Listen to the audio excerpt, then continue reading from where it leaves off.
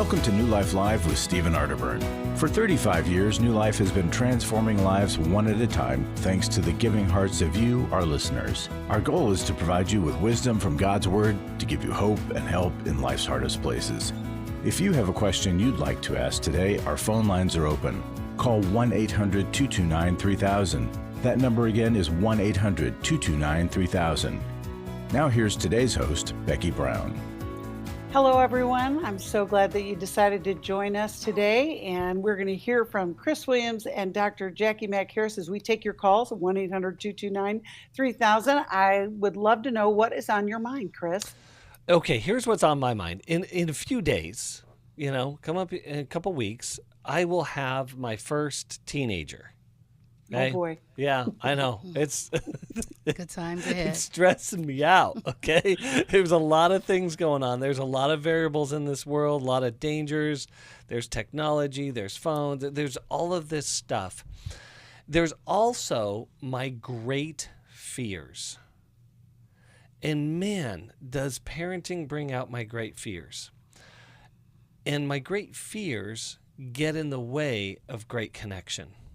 And here's what happens is I'll have a fear about my son and girls, and then I'll write a really bad story about his present and future based on, and the central figure of the story is fear. Mm-hmm. Now, what this does then is it impacts my communication and my relationship with him, because I'm not communicating from a place of true curiosity or connection. Fear on the backside of that is always going to look to control. Mm-hmm. And so my ultimate desire with my sons is that we would have open communication in as much as possible. Mm-hmm. In an ideal world, they would tell me anything at any point in time. I know that that's ideal, but I want to be moving in that direction.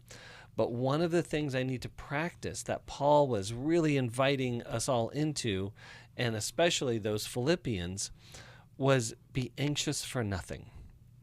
I'm really working and working hard, and I need God's help on non-anxious parenting. So that the contagion of my fears isn't infecting my children. I'm so glad you said that. When we presented in Japan, we presented our workshops called the Single Story Reset Workshop. And basically, we're resetting that single story, that fear, that fearful parent overlaid over your life. Yeah. And so whether it's the fearful parent or something in society or in your religion, people begin to live a life according to some story someone else is telling for them. Yeah. And it often doesn't fit. And that's when we hear things about imposter syndrome, or people are struggling in their life and they're so miserable, and they think they're doing everything right. They're doing all the things they were told they were supposed to do, but it doesn't actually fit them. It's not actually their journey, because they weren't allowed to be curious about what they wanted to be. All of that was controlled for them. Someone else decided, I need you to be a good Christian man, and that means you're going to do these things. Yeah.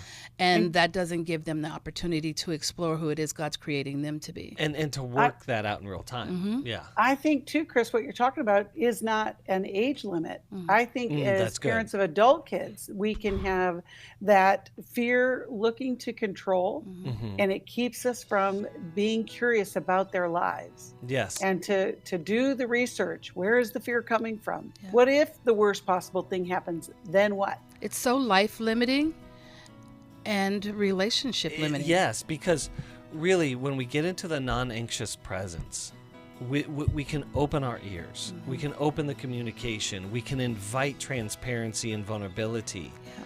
But when we come in with fear and control, we're going to shut it all down. Right, and then we're limiting all that they can grow into. Exactly. That's right. And that scripture, be anxious for nothing, but instead, with thanksgiving, present your request to God, who can hear.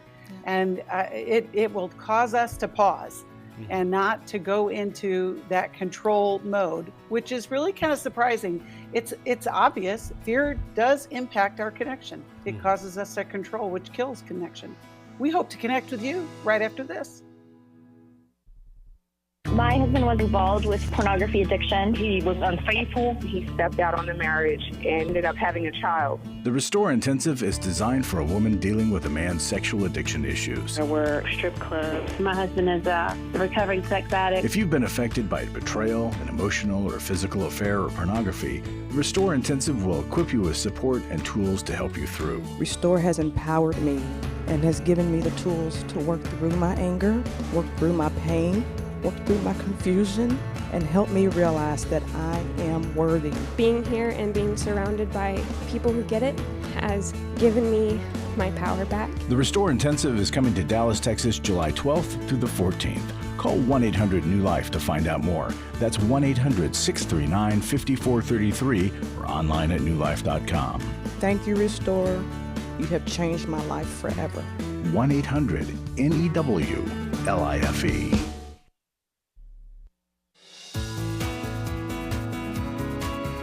To find out more information about New Life or to order any of the resources mentioned on today's program, call 1-800-NEW-LIFE.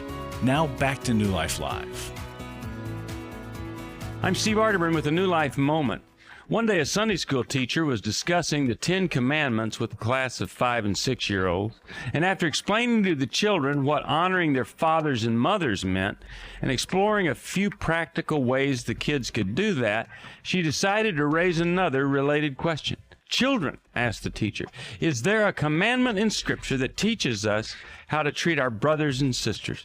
A little boy in the front row instantly raised his hand. Yes, Michael, said the pleased teacher. What does God command us about how to treat our brothers and sisters? Without missing a beat, the little boy earnestly answered, Thou shalt not kill. The funny little guy touches on some truth. Relationships are tough, aren't they? For some practical help with your challenging relationships, sibling, parental, at the job, or other, visit newlife.com. I'm Steve Arterburn, and thanks for listening to this New Life Moment. You know, it's so great to hear Steve's insight. And Chris, at the break, you just said something before we went back to air about relationships and intimacy. Can you recall that intimacy quote that you just said? Yeah, it's a great dilemma of intimacy, is that we're all craving it, and yet we have such a difficult time with it, because intimacy's job is to expose. And true intimacy doesn't discriminate on what it exposes. It exposes everything. And that's why it's like, I was fine until I got married, you know?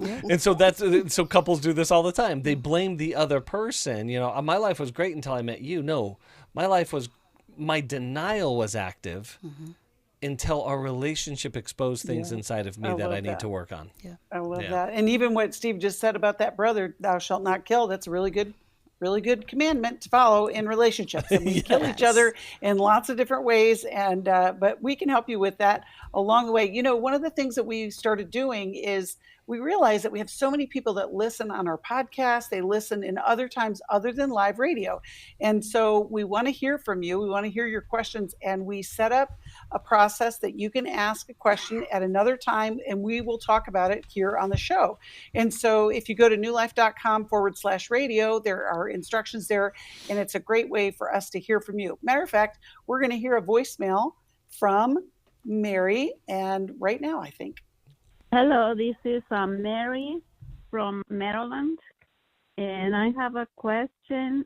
I have been feeling super guilty because my son has a mental illness, and he has been taking the meds for about a year. He was supposed to start working, and I feel like I didn't really encourage him as much because he wanted me to buy him a moped. And I hesitated he didn't say to buy him a moped. He said he would start working and save for one. So I just thought to myself I would tell him that I would pay for half of it once he started saving, but I didn't tell him. And so he decided to run away from the group home where he was staying and where they were holding him accountable to take the meds. He ran away to New York City, and he's homeless out there. I feel so guilty because I just think if I would have gotten him the moped, he wouldn't have gone. And now it's going to be really hard to get him back to Maryland, where I live. So I just wanted to know if you thought the guilt that I'm feeling is really false guilt or true guilt, because I was helping him while he was in the group home. He wasn't paying for rent or clothes, food he had to buy with the money that I gave him and the money he got for groceries. I've been feeling a horrible, deep feeling of guilt and depression after he left. And I just wonder if it was true guilt or if it is false guilt. That is so heartbreaking, so heartbreaking. And we hear stories like Mary's a lot, where you have someone who is in the family, has mental illness, you do everything that you can to care for them. How can we help her with this guilt? Well, I think it starts here, that, let me just say it out loud, it's false guilt, 100%, But with that, I think it's important to understand what's happening beneath the surface, is that her son is struggling with this really serious mental illness, this serious condition, and that she's doing everything she can to help him. But I talk about this often in the conditions that other people are in, whether it be an addiction, a mental illness, it could be an abusive relationship. We have to understand our own powerlessness against what is happening inside of them. But when there is suffering, there's a mechanism inside of us that can't accept the fact that we can't do anything about it. And so it seeks to control.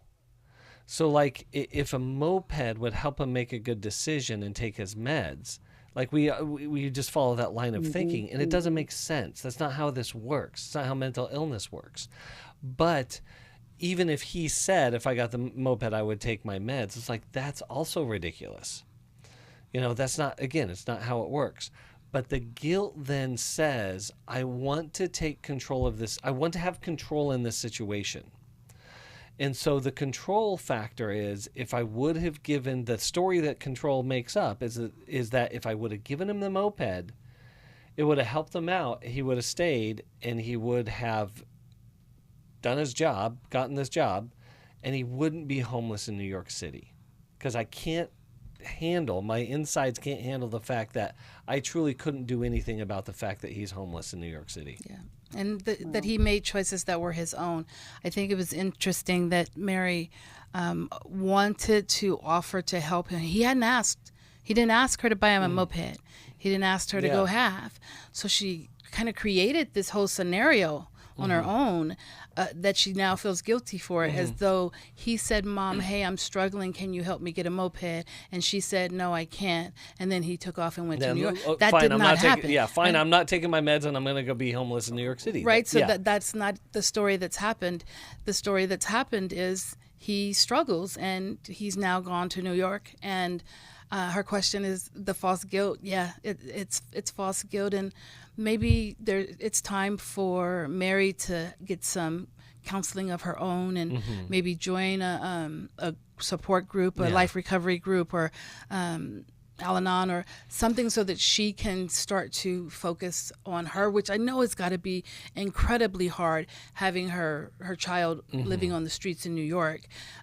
It's got to be really hard to focus on herself, but that's what she has control of. And I want to mention a resource. The National Alliance on Mental Illness, NAMI is what it's called, does a lot of family support groups for family members of those struggling with mental illness.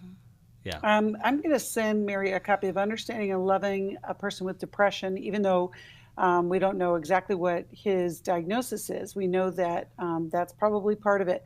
The false guilt versus real guilt, the basic definition is, if you do something wrong, you're guilty, right? I mean, isn't that pretty much it? But I love what you just said, Jacqui, about the storyline that Mary has in her head is that I refused him something, and therefore he did this. Right. And we're not that powerful. I mean, we will take on a lot of responsibility for things that we are not that powerful. Because if we were, I think there'd be a different story, that he would have gotten a job, and he would have been, that's where we live a lot of times. Yeah.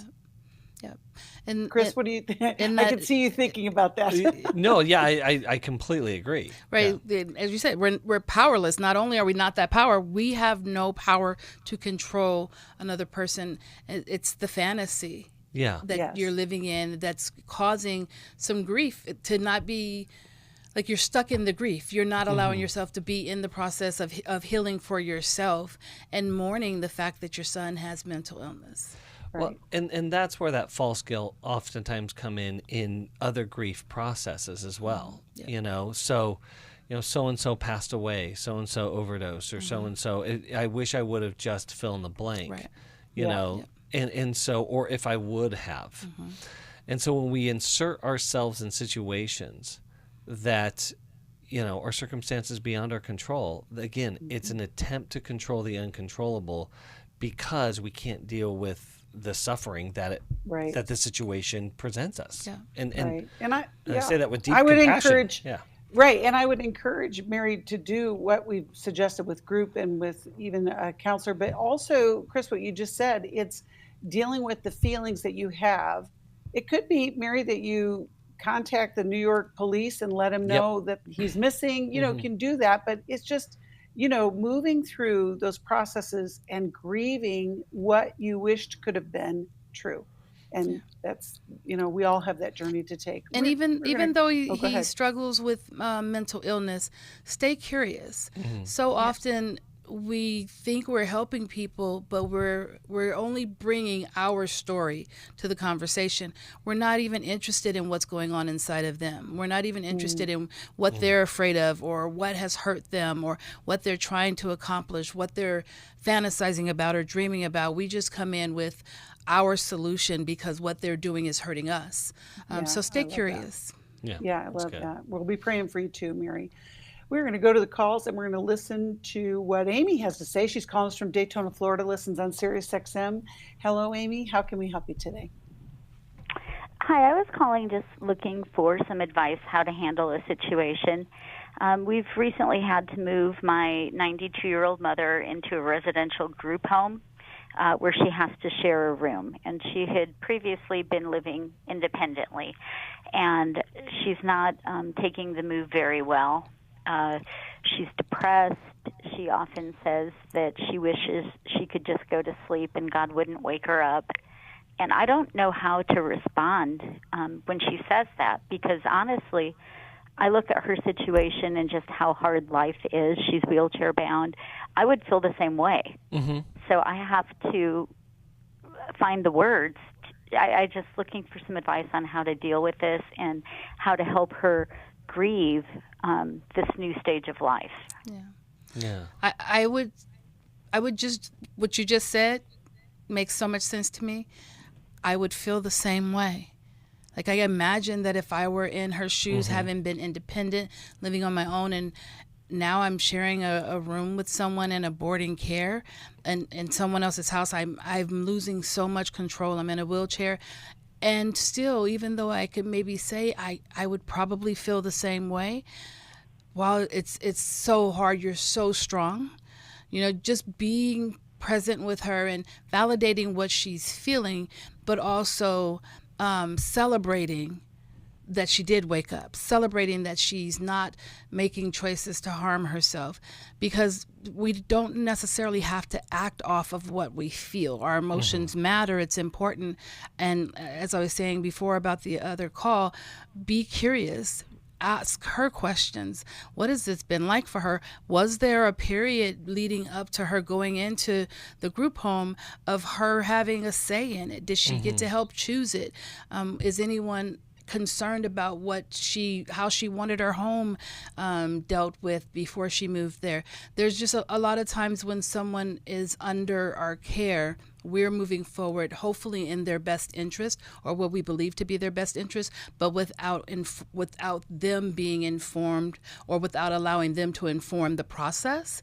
And so I would just encourage you to remain curious, validate her experience, and that this is hard, and that it's okay for her to be sad and to grieve that she's not in her home anymore, because you're not going to undo it. I don't think that there's a thing that you can say that's going to make it better that she's now sleeping in a twin bed with someone next to someone who she didn't do life with because of where she is at this stage in her life. That's good. Chris? Yeah, just to echo that, Amy, this is, by the way, this is where really good hospice care is absolutely invaluable. Is that someone a doula to journey to the end of life into the next life? Because to echo what you said, Jacqui, to validate, yes, I would probably not want to wake up at 92 years old in the same situation also. And so, yes, I understand that. And is there something I could do for you right now? Is there a way that we can make this moment, this unbearable moment, a little more bearable? And so bringing a sense of comfort and care into this really, really tough situation where it's messy and hard and our own stuff gets in the way. Depressing. Yes. Yeah, and there's so many people who are dealing with this subject. Thank you, Amy, for calling. We're going to send you a copy of 100 Days of Peace. And it is because there's more and more people aging and living longer and more caregivers. It's just part of this cycle. We'll be back after this. For over 35 years, New Life Ministries has provided help and hope in life's hardest places. We've struggled a lot with communication. I have struggled with anxiety. My wife had a sexual affair with my son-in-law. She said, "Dad, I don't like how you talk to me." New Life focuses on bringing true healing to those dealing with relationship issues, mental health struggles, and addictions. After work, I listen to you, and it just helps me with questions that I'm having with my marriage, with my family. I am so blessed to have New Life in my life. I just wanted to say that you guys saved my life. Recently, friends of the ministry came together with a matching gift challenge to encourage you to join them in giving. Because of the matching gift, right now every dollar you give is doubled, up to $400,000. Giving is easy. Go to newlife.com/donate, text MATCH to 28950, or call 1-800-NEW-LIFE. And thanks for making a difference. I was sort of vaguely familiar that the 12 steps had some origination in the Bible. I found Life Recovery, and one of the things I liked so much was that it had such a broad appeal. It wasn't limited to just alcohol or drugs, that it was addressing a wide range of problems. At New Life, we believe everyone can benefit from a life recovery experience. There are life recovery groups all over the country. They take place online, in conference calls, and in person. And if there isn't one in your area, we can help you start one. We have startup materials, leaders' guides, CDs, Bibles, and more, all with discounts available for groups. Call us at 1-800-NEW-LIFE and ask for Terry Ward. The 12 Steps have long been a great help to people in recovery because much of the 12 Steps' power comes from the fact that they capture principles clearly revealed in the Bible. The 12 Steps is really a pattern for all of us as Christians. Call 1-800-NEW-LIFE. That's 1-800-639-5433.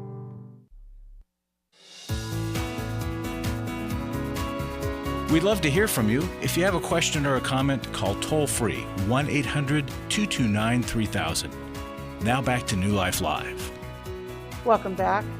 We love to hear from you. And, if this is part of the challenge that you're dealing with, give us a call and we're going to find some support for Amy as she goes along. I mentioned that we get calls different ways. And one of the other ways to send us a call is we get emails. And again, going to newlife.com/radio, and that's where the way to submit those questions. But I wanted to provide a question for the wisdom of Jacqui and Chris. And the background is, this is from Wendy. She's an in-home caregiver. How ironic that this question follows the one that we just answered. She works 4-hour shift once a week, and the wife of the 81-year-old client is making herself sick trying to take care of her husband. He neglected his health early in life and now has diabetes and is on dialysis, uses a walker and a wheelchair, and he likes to be waited on and resists doing things for himself. He believes God told him he would be healed. She's struggling with resentment because he doesn't work at trying to do things for himself, and she's exhausted. He's now insisting on using her inheritance money to have expensive dental work done so that when God heals him, he won't be ashamed of the way he looks when he shares his testimony.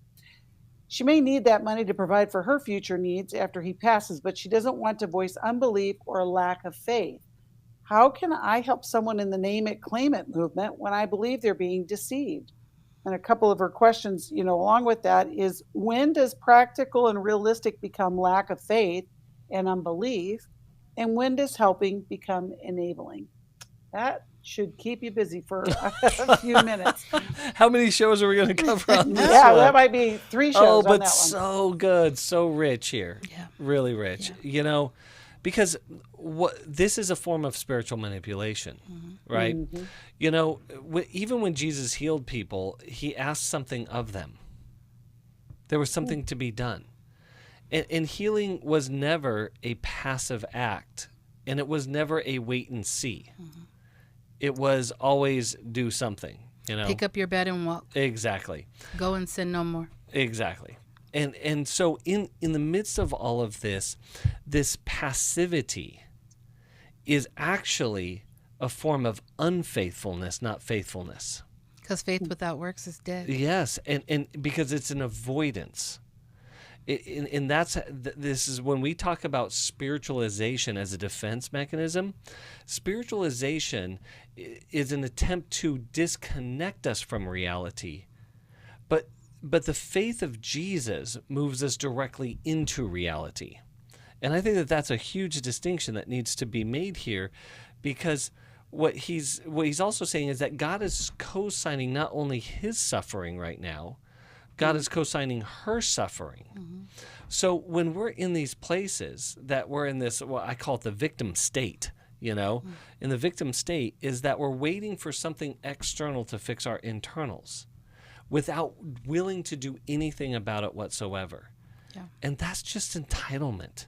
That's just immaturity at the end of the day.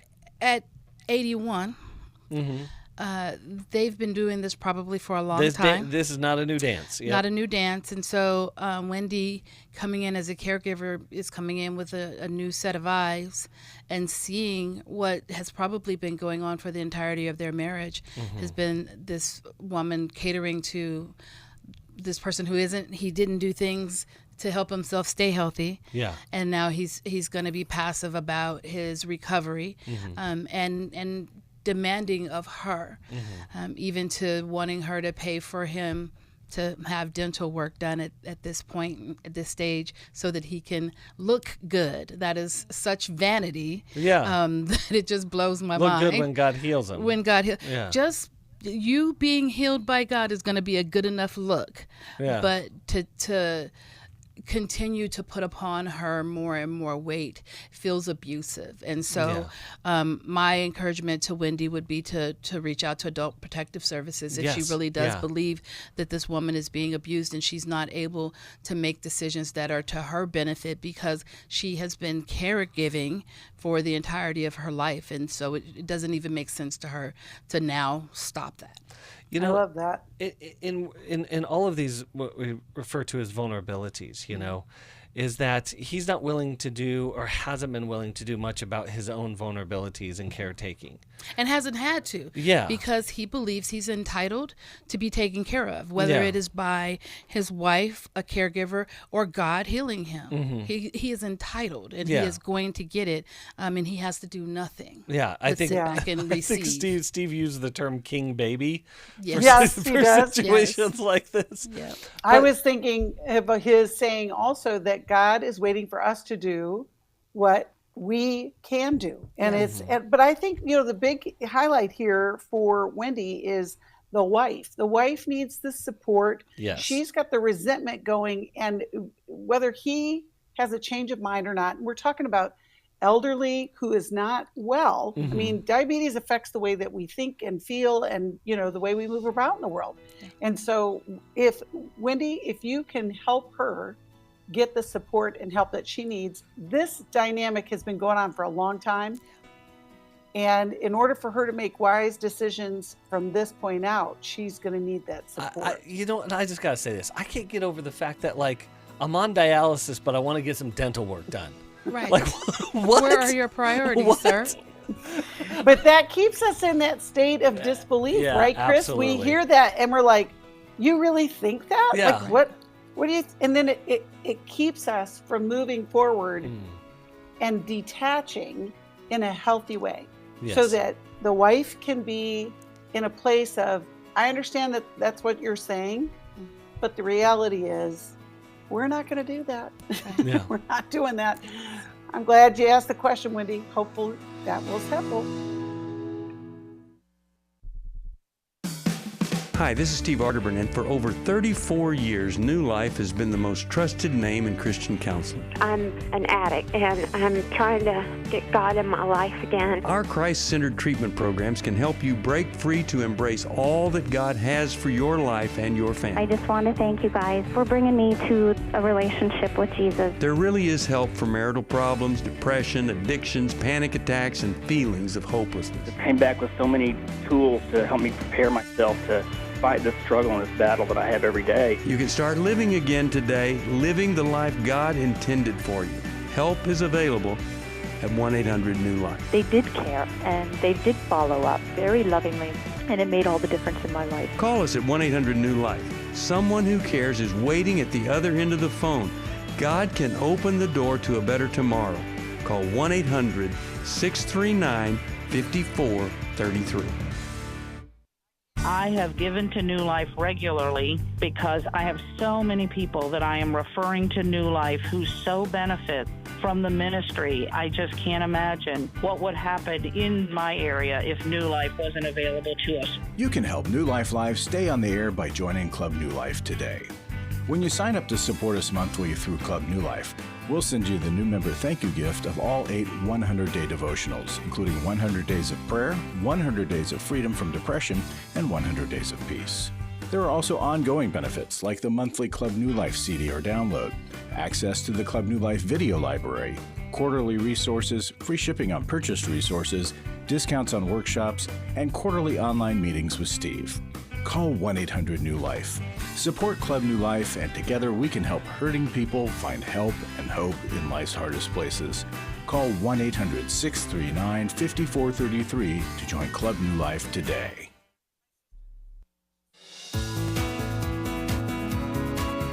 We're glad you joined us for New Life Live. To be a part of the program, call 1-800-229-3000. Now back to New Life Live. Welcome back. I am so grateful for all of you who are supporting New Life Ministries. That means that you are making a difference in the lives of so many people. We have a matching gift campaign going on right now.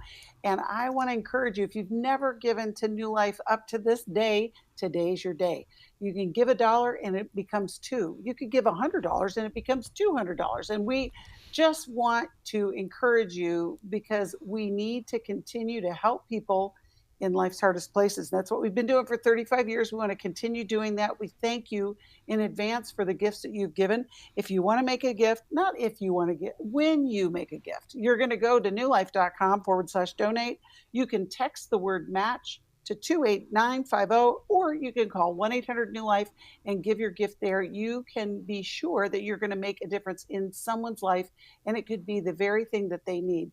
And in addition to that, if you make a gift of $100 or more, we are going to send the Every Woman's Bible, which Misty Arterburn helped edit, on request. So just if you make a gift of $100 or more, you can ask for that Bible and we'll send it to you.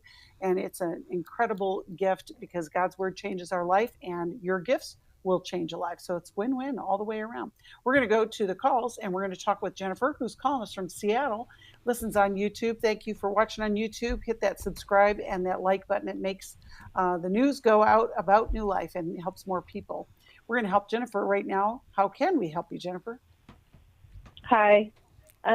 My sister-in-law died unexpectedly 3.5 weeks ago, and my brother-in-law is so distraught that I just want to know how my husband and I can help him. Gosh, it's hard. It's so hard. Jennifer, were there children? Do they have children?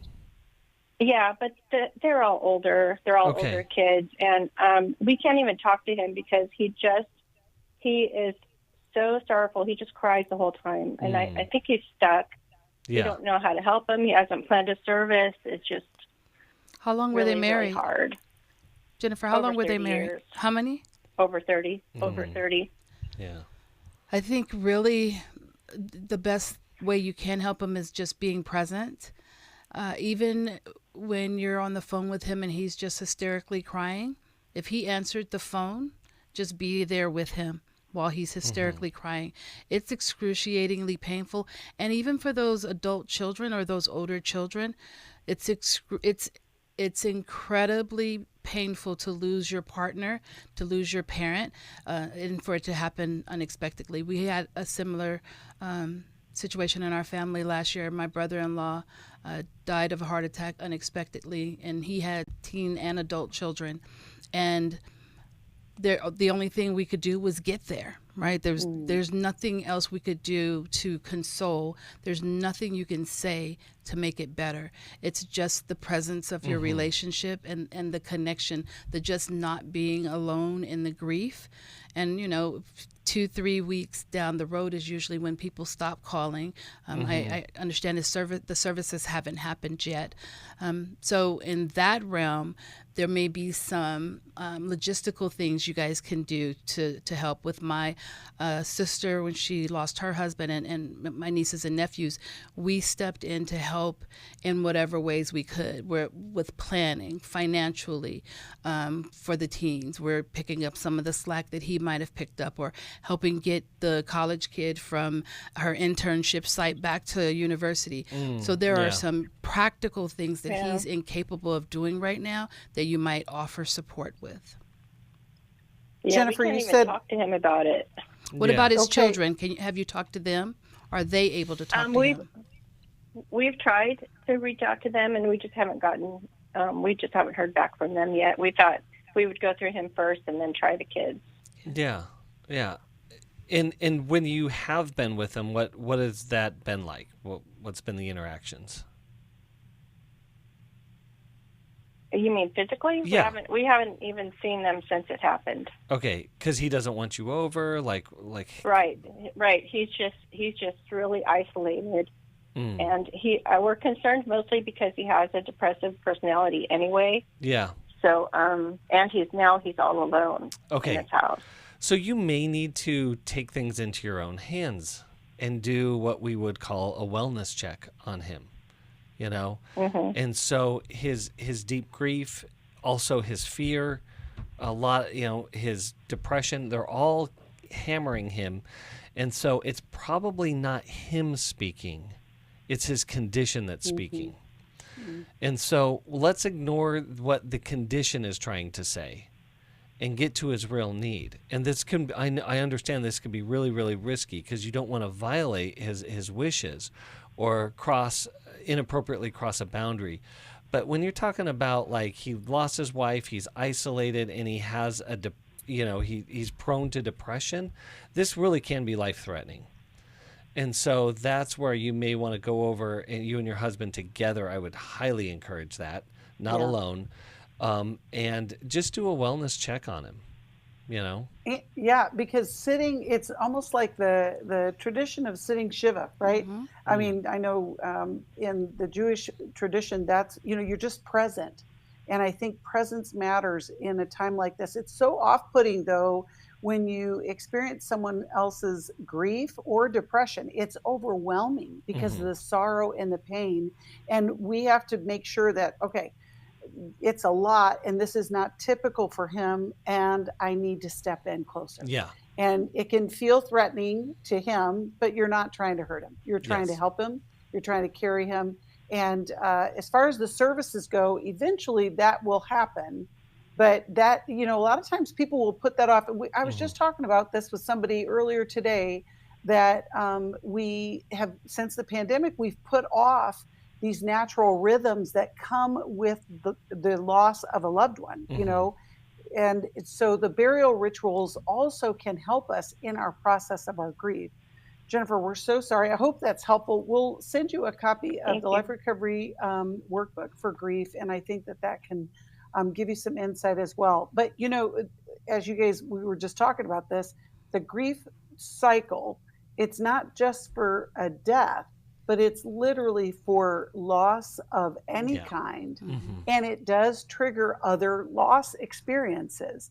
And when you're on the other side of that, it can be overwhelming to hold someone's pain and to sit well with them. But yet that's what we need to do. And I would continue to reach out, whether it was just a text message or a call, to both him, your brother-in-law, and the nieces and nephews, because they need to know someone cares. Yes. Someone is thinking about this and that this matters to someone.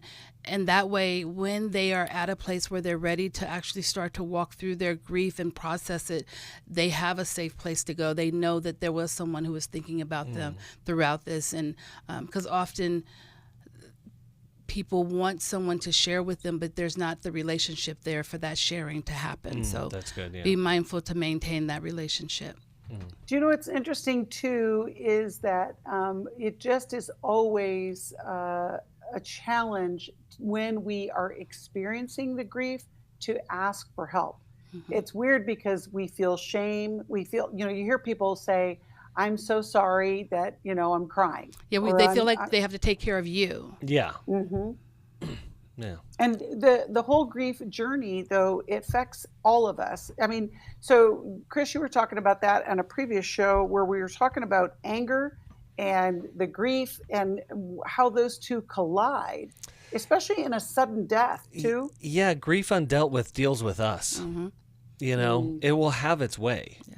And so when we suppress that, and I'm a suppressor, and what that does is leads us very vulnerable to the grief or the vulnerability of the sadness being transferred into the invulnerability of anger. And there's this really weird thing that happens. It's kind of joke around, but it's not funny. Men don't get sad, they get angry. But what ends up happening is that the sadness is never truly dealt with and cared for the way it is, so we get stuck in cycles of anger. And underneath the anger it is also a high vulnerability to medicators. Yes. Right?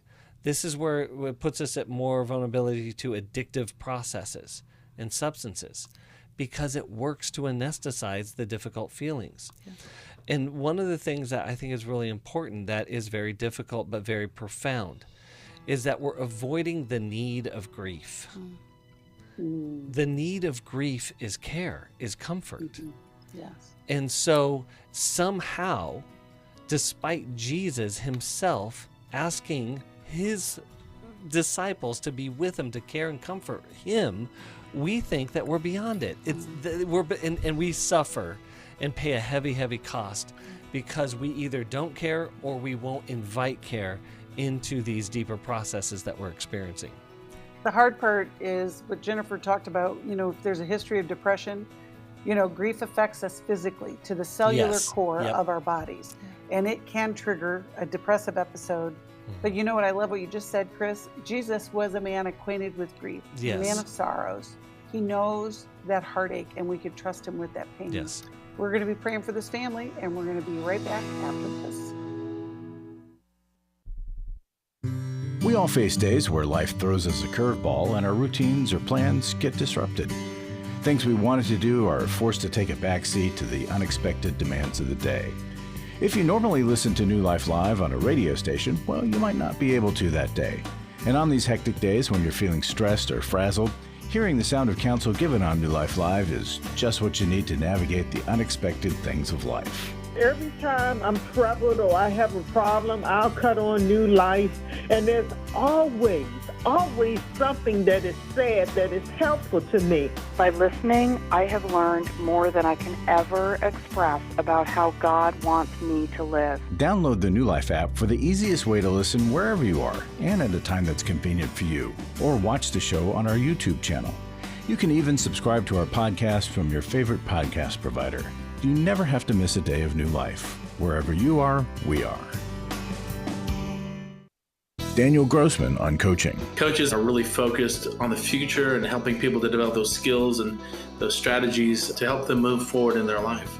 A coach really partners with you to focus on things like personal growth or health goals, spiritual growth, helping you develop in your career or possibly strengthening your relationships or maybe even breaking free from a negative pattern. If you need a coach for life, your career, relationships, your health and fitness, leadership, and more, call New Life today and ask about the New Life Coaching Network. Our coaches have been trained and screened with the same intensive process we use for our network counselors. Coaches use different techniques. Some like to use strategic questions and accountability. ultimately empowering you to take those next steps towards your goals. Take control of your life and take action to achieve your goals. Call 1-800-NEW-LIFE and talk to us about getting a New Life coach today. I really believe that everyone can use a coach in their corner. 1-800-NEW-LIFE.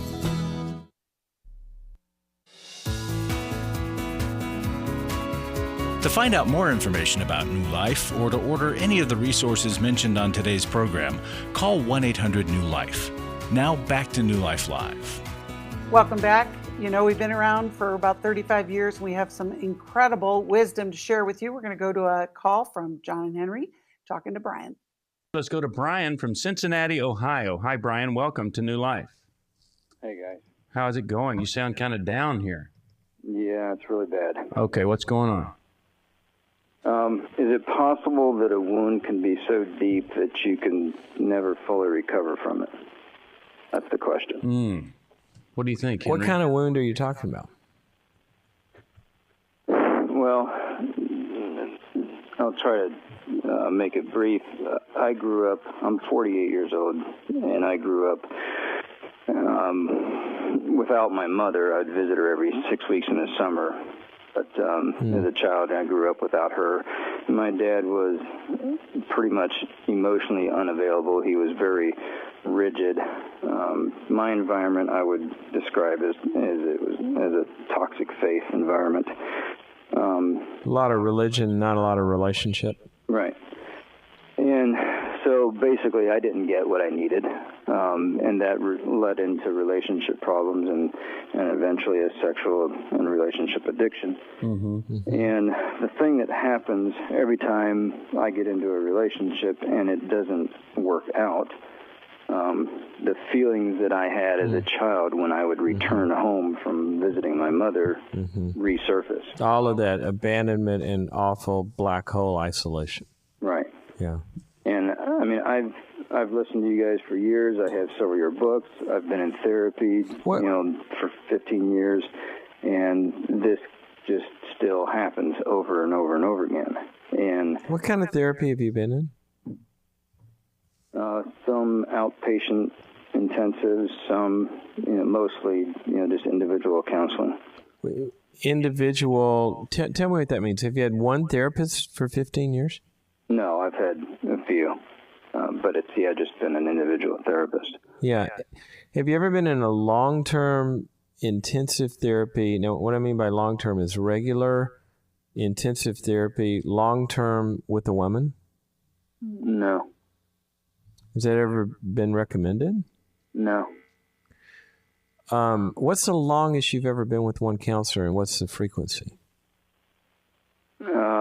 The longest with one, probably the current one that I'm going to, 5 years, but it's not.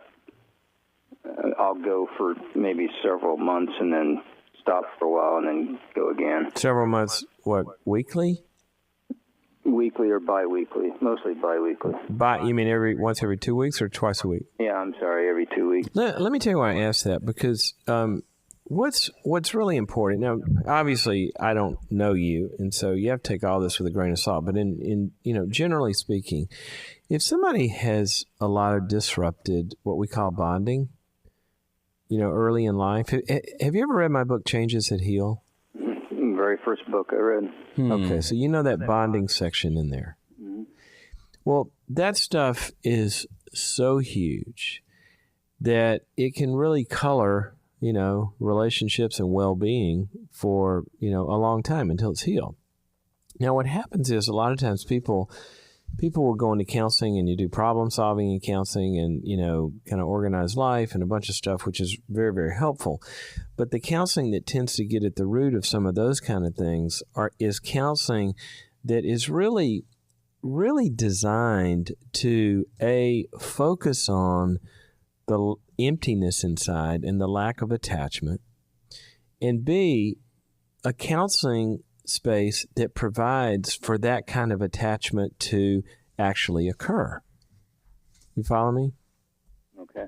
And the kind of counseling that would do that, there's really 3 or 4 kinds, and I recommend all of them, if somebody's had a history like yours. But one of them would be to get with a counselor who does depth attachment kind of work but not on a twice a month. There's just no way you can do that twice a month. Well, I think it needs to be much more regular for that. And you need to kind of,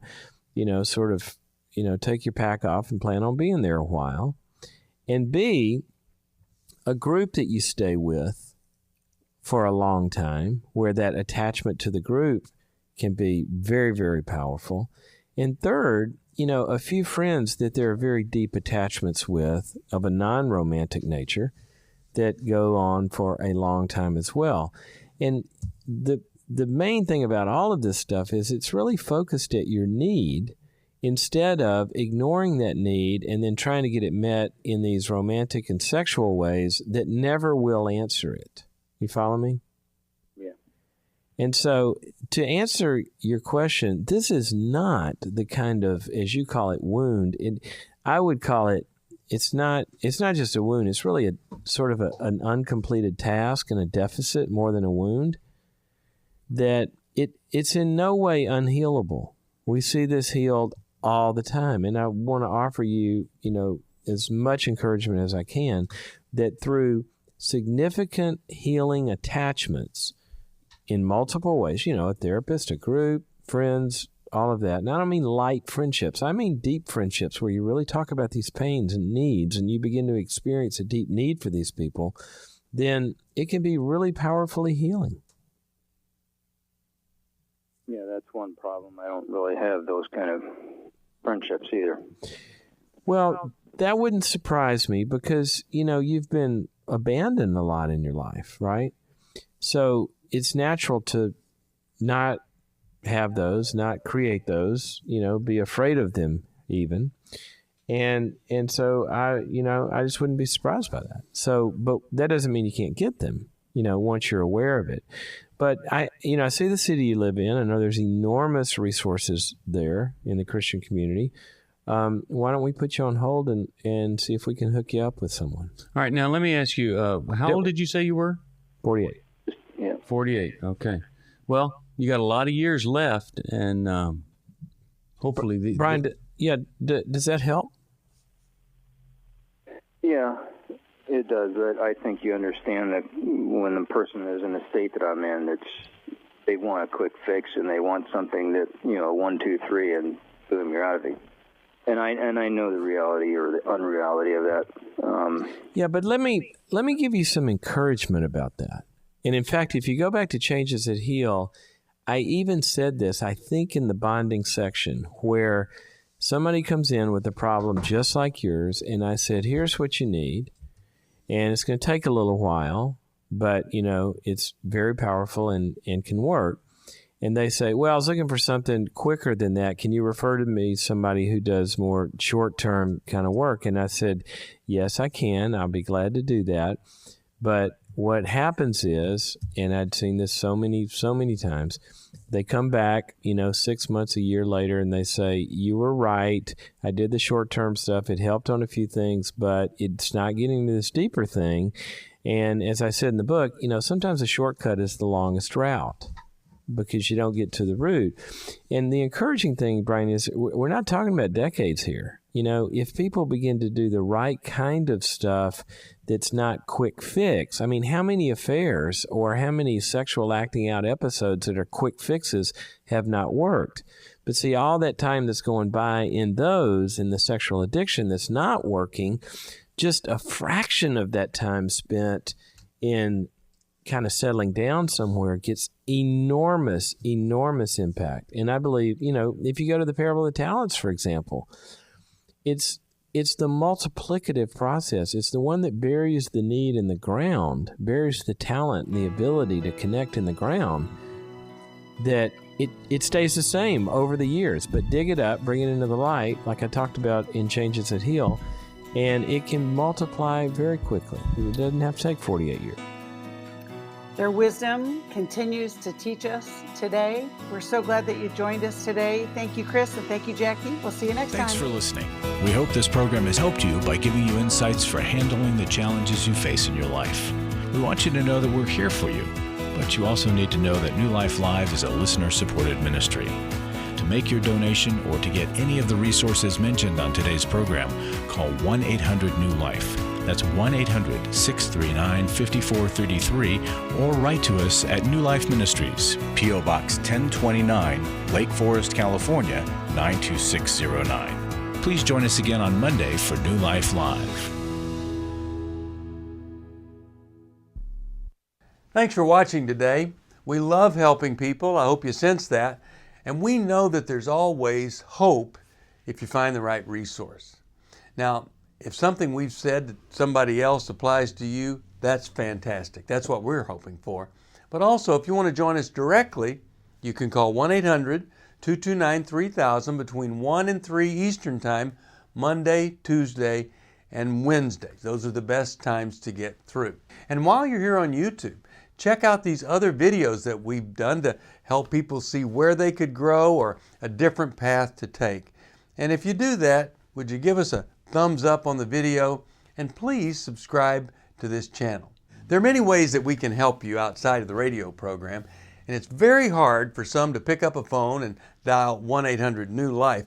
But when you do, we put you in touch with somebody who cares about you, knows all the resources out there, and they're going to find the best for you. There is no reason to struggle alone.